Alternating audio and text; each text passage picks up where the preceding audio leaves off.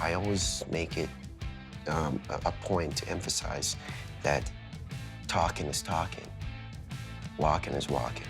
We're all human beings. Because we're Black, because we're Native, because we're white, it's like, I don't get it.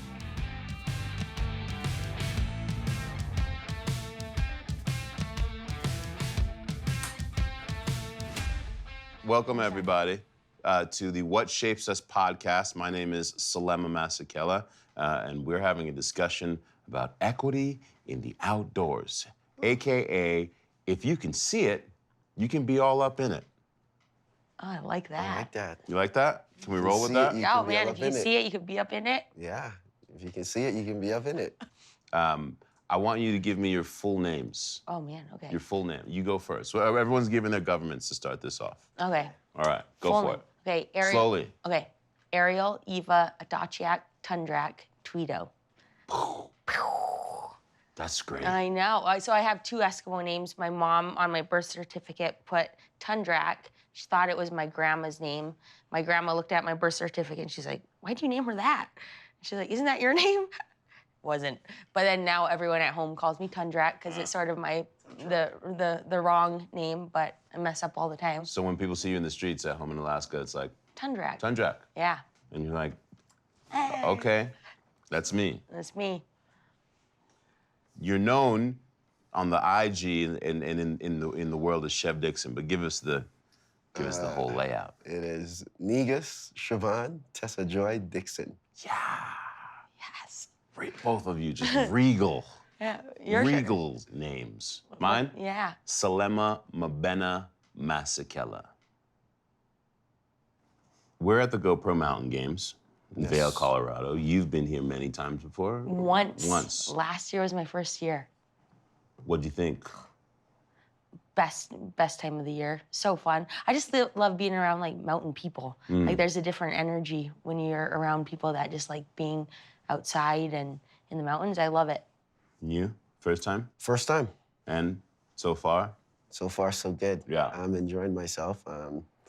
Seen a lot of different things and just embracing the joy everyone else is showing off. for Yeah, what they that's the love. thing about this place. As soon as, if you come here in a bad mood, it can't last very long. I feel like I should grow a mustache though when I'm here. It's like it's a lot of mustaches and Yeah, I'm doing hair. well with that. Yeah, you're getting there. Yeah, you're getting there. How did you get into, how did you find your way in the outdoors as a young woman in Alaska? Oh man, we were just everything out in Alaska is outside. In the winter, it's like dark the whole time. It's like -60, but you still like all of like me and my friends. You're still outside playing like every day. You're ice fishing, you're dog mushing, you're going to this like the sledding hill and playing. Like you'd go crazy if you were staying inside all day. And so it's just like a part of your like it doesn't even cross your mind to not be outside. Yeah. I like how casual you say ice fishing and dog mushing, like just like no, you know, you're ice fishing, you're dog mushing, and we're just Yeah. like, whoa. And I love that the juxtaposition of like you and your Alaskan life, and then here you Jamaica to Yonkers. Yeah. What was your entrance point? The outdoors? Into the outdoors. Actually, in Jamaica, every kid in Jamaica is outside. Maybe you're not amongst trees all the time, but then you are because you have to climb mango trees. That's lunch. Mango trees, I used to climb those, and we played cricket, football, marble. Anything we did was outside, so I was outside in the city. Then, you know, I went back to the city, and I came to America, and I was sitting in Yonkers looking at Alpine across, and there was a boat basin, and saw lights, and I thought it was restaurants, and I was telling my friends, we can go to restaurants over there and just, hell with Yonkers. Like across the water. Across the water. We can go to restaurants. How do we get across the water to go and feel that vibe? That's where it happened. So we didn't know we were standing next to the Yonkers Paddling and Rowing Club. And we were standing there, and we saw the boats, and it's like, oh, if we get a couple of those little things, we can make it. And we were just there, and then out of nowhere, there was this old dude who, the late, great Jerry Blackstone, who became a great mentor to me. He just walked in with a beer in his hand, casually old guy, with a shirt that says, I love peeing outside. And, you know, and he just yelled the words, do you guys want a kayak? And I just said yes. And, the big gate was there, and I just remember him opening that gate. And he opened the gate, and I walked through, and that was the end of it. Could have been a different scenario. Could have been a Could have been different like, scenario. what are you doing here? Could have been that, because a lot of that happened. It Right. wasn't directly towards me. What am I doing there? It was towards Jerry. Why are you bringing them here? Emphasis on them. Yeah, why are you bringing them here? Because I imagine that the kayak club, what was it called again? The Yonkers Paddling and Rowing Club.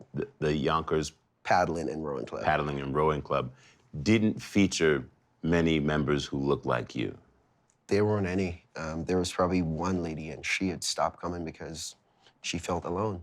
I started, volunteering with him, and when I volunteered, he was like, "Hey, you should come in my car, and we should drive around the hood, and we'll put the boats on the car and see if we can get kids out here." And I was like, "Oh man, I'm not doing this with you, bro. You're an old white dude. I'm not driving to the hood." So he was like, we put the boats on the top of the car, you come with me, and we will drive around to the hood, through Make the it hood, look cool. and invite kids to come. Yeah. And you're like, I'm not in this movie. I'm not doing that with you. I'm not in this Disney movie. No, we're not doing that right now. And I'll keep kayaking. My friend that came with me will keep kayaking. But I'm not sitting in your car driving around the hood. Right. We're not doing that. But then I just learned that, the dude is very genuine. And actually, it was one day when I was I remember I quit my job. And How old were you? I was 19. I was working at a grocery store, and I quit my job. And I went there, and I went to Jerry, and I was like, "Dude, I'm gonna be a kayaker going forward." And he was just like, "Wait, what? Kid, go back to work." And I was like, "No, man, this is me. This is it." And he was like, "What are you doing?" It's like, "Trust me, I'm not going back. This is me. I'm getting headaches when I'm at work.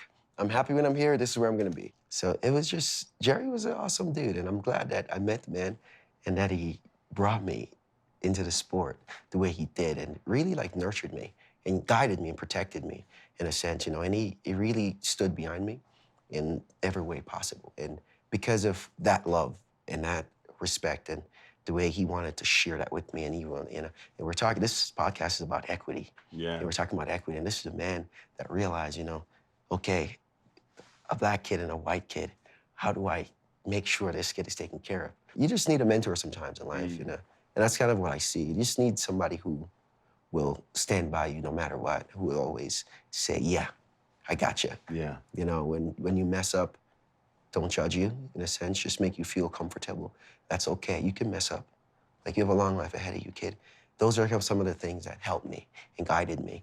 But when I got to Florida, I started training really heavy, and I think it was 2016, when I was like, "Gary, this whole free kayaking thing we're calling it in Yonkers, just saying, it's not hidden, man, it's not connected." And he was like, "What do you suggest?" And I was like, "Hudson River Riders."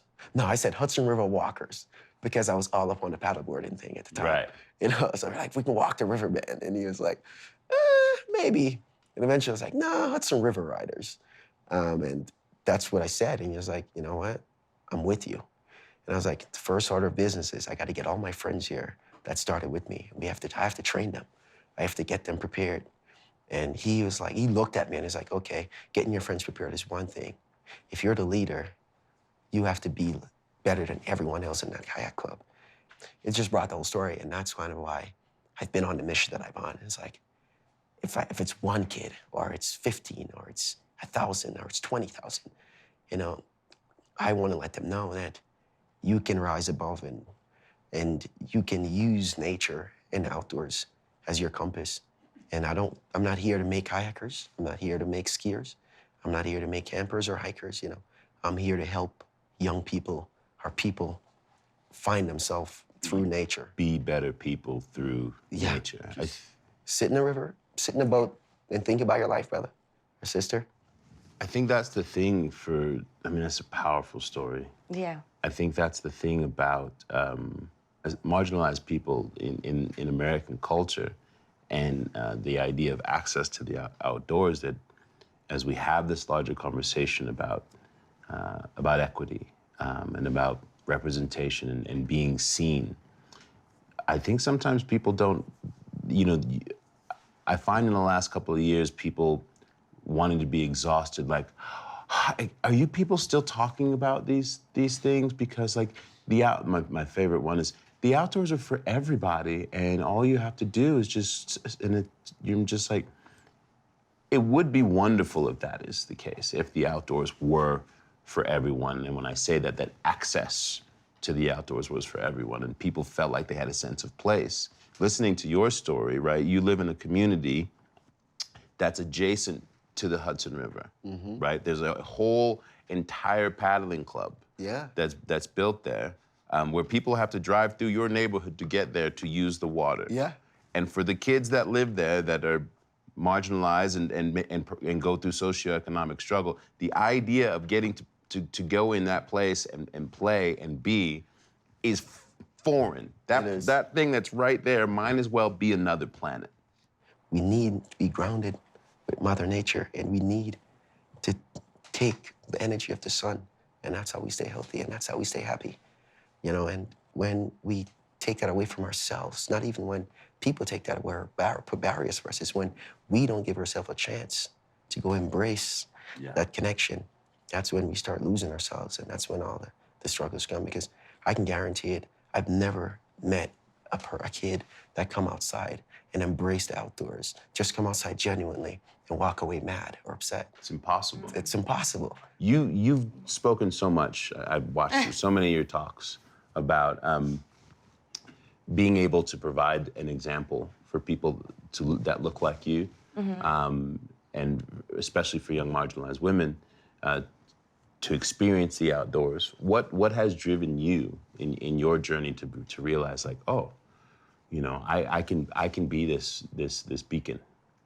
I think I just had really good role models, like my grandma, my mom. Like, I grew up in a village with like 650 people, mostly Eskimos. My dad's a 6'5" white Norwegian, but I grew up in a place where my grandma was like, come on in, have a meal. Like, it doesn't, who cares if you're a big white Norwegian guy among all these Eskimos? You're a person.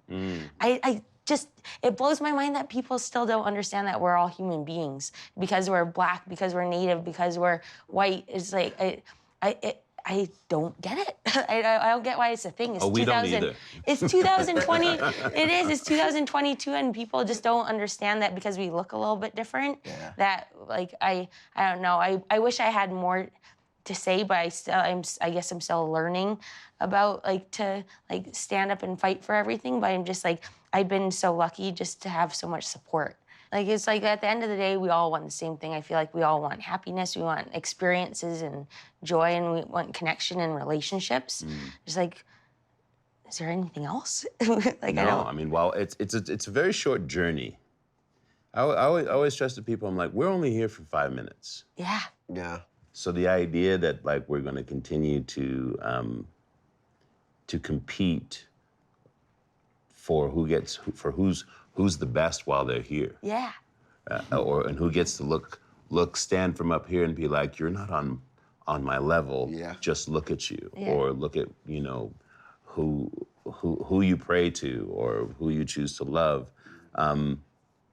It's ludicrous, but it persists. And I think that's, for me, that's what's so exciting about this time, is that we are having larger conversations. You know, I think the last 2 years, especially in the wake of George Floyd, which I still continue to find very, very interesting, was that it was this, like, lightning rod moment, right? Where suddenly the country had to reckon with the fact that, like, yes, we still very much have a racial reckoning that this country has refused to recognize. And I think prior to that moment, for many people, the idea that this type of shit is happening every day was foreign to people. They're like, no, that's not America. Now you see it take place in this way that you can't ignore, right? The country rises up. We start having these much larger conversations. Yeah, man. And what has been powerful and interesting is that it forced conversations in all these different subcultures. True. You know, and in different places where people were like, well, that doesn't happen here. People started standing up and being like, actually, yes, here in the outdoors, we have a problem. How can we start to really, really embrace the possibility of opening doors? Because what I would say to people is, like, if you think that I'm the only person that looks like me, that would like to be enjoying this mountain or enjoying this ocean, if you think I'm some sort of a novelty that it's only me that's here, I have sad news for you. You know, it's that's not the reason. You know, access. You know, people just being able to have simple access to feel a connection to the outdoors. Has unfortunately been crafted to have made people believe that it's for a certain sector of people. Definitely, and even now, you look, even most most of the outdoor sports, they're still very, very much white, and but it takes people like you and myself to just keep trotting on and keep doing what we do, and keep representing, and and the big thing is like for the outdoor, like as you said, 2020. With the whole George Floyd thing, and we started getting a lot of voices to open up, and a lot of people start talking, and I always make it a point to emphasize that talking is talking, walking is walking, and you can't just keep running your mouth and complaining, and you got to start doing. You need to be in your community, and you need to be that access. You need to tell, you need to let youth, you need to let your family know. Join me on this hike. Come out here and be out here. There's many different people on the battlefield as I look at it, and we all have a role to play. But the most important role is through action, and I just want to always encourage our people, all people, white people, don't sit here and write statements. Don't give me your black squares. Right. Don't do any of that. Don't choose the one that you think can help your brand sell more clothes. Yay. You know what I'm saying? Go into that community and really work with the people. Work with people and figure out how to make an actual difference. How many kids have you gotten to work with? Yeah, quite a few. Since you've done this? Yeah, so through the Hudson River Riders alone, since we've been tracking since about 2017 when the program first took off, I got like 5,000 kids. And that's really that's the 5,000 kids on a personal level, just not one-off, coming through. Like actual exchange. Yeah, exchange, repeating, coming again. And beyond that, I get access to about over 100,000 people I've helped to get in the water, because I'm directly involved in my community, Black men in my community and the Black women, to respect that I was doing something so unique and different, but can have such big impact on all of us in that community. And that was the biggest battle for me. It was never overcoming racism. It was never overcoming sexism or prejudice. That never bothered me too much. That's just a byproduct. Yeah, that's of just doing the thing. I just wanted the youth in the neighborhood to know this dude is really out here for us. Right. He really is gonna put it on the line for us, and that's what it's about. And that's what has guided me, and I know my purpose, and it's pushed me, and I've just lived within that and keep working within that. What you're saying though, getting kids in nature, I think it's so important, and like the overall picture is like nature doesn't judge. No. Like Mother Nature doesn't care if you're Black, white, Native, or anything. It's like when you're in the ocean and you see a wave coming, like that wave's not judging you. It's like it's the same wave for everybody. Or if you're on a mountain and like shredding downhill, like there's zero judgment out there. And that's why I love being outside, is like it's all equal when you're out in the mountains, when you're out on the river, when you're out in the ocean. It's like it's an even playing field. And to get kids outside and just seems like, hey, we're all in this together. We're gonna fail, we're gonna screw up, but we're like, when you mess up, when you crash, you get up and you're stronger. And like resilience, to teach them resilience, and to like get up. If you fall off your surfboard, you get up and you do it again. And sometimes you get like pummeled down, but then you just like, okay, that really hurt, but I'm gonna get up and I'm gonna get better. And I think that's so important. Like, just that's what we learn from being outside, is just like, it says pound, pound, pound, pound, but then you keep getting, like, you get up and you keep going. And it's all equal. Like, there's no judgment out there. As a pilot, as a native pilot, and as a woman, do you? I imagine that you get a lot of young women who are like, oh, I could do that. I can do that. Yeah. That's the best feeling when someone's like, "You're a girl, you fly?" Like, "Yeah." Like that's when you see that little like light bulb go off in kids' faces where like, "I look like you. You do this?" I'm like, "Yeah, we could do it." It's like that's the best feeling in the world. Yeah. And just to inspire like, yeah, little pilots or even just, man, I wish like someone came into the village when I was younger, like a mountain biker, and they were like, "I'm a mountain biker." I'm like, "Oh man, sign me up." I would have wish I could have gone pro or something. But then like I think that's the biggest thing is like to give kids opportunities and experiences and just show them like, hey, just because you're from a village doesn't mean that you can't do XYZ. Like you could do anything you want if you put your mind to it, if you set goals for yourself, if you have good role models, if you like wake up in the morning and you have a choice to like be positive and you like to say yes to like opportunities, I think is so important. But then yeah, I think like if I don't know, I think it is important though for like just people to have role models, and I really want to be that for little girls in the community, not just for flying, but just to like be a like in like an actress or a doctor or like a store clerk. Just do something, because I think a lot of kids, like you could go into a village and they're like, "What do you want to do?" So many of the kids will be like, "I don't know," and like they just don't have people telling them that it could be That they anything, can be. something, Yeah. something, just something. And like there, so many kids don't have someone say, like giving them hope and just like, no, you guys could do whatever you want if you put your mind to it and if you set goals for yourself. That's a big thing to talk to kids too. Is like it's okay to have a goal, but then it's okay to pivot. And it's okay to like you're gonna meet people and your goals are gonna change. And it's not failing if you change your goals. Like I thought I was gonna be in the NBA, and now I'm like getting to travel the world and like meet fun people. And I'm like, I think that's success. But for a while you're just like, oh man, you're out, like your goals and your life plans could change, and that's like the fun part of life though. It's like Well, that said, I believe that we should fuel up for the day. We should. Shall we? we shall. Cheers, shall. boys. Cheers. Thank you. Thank you. And thank you for hanging out with us on What Shapes Us.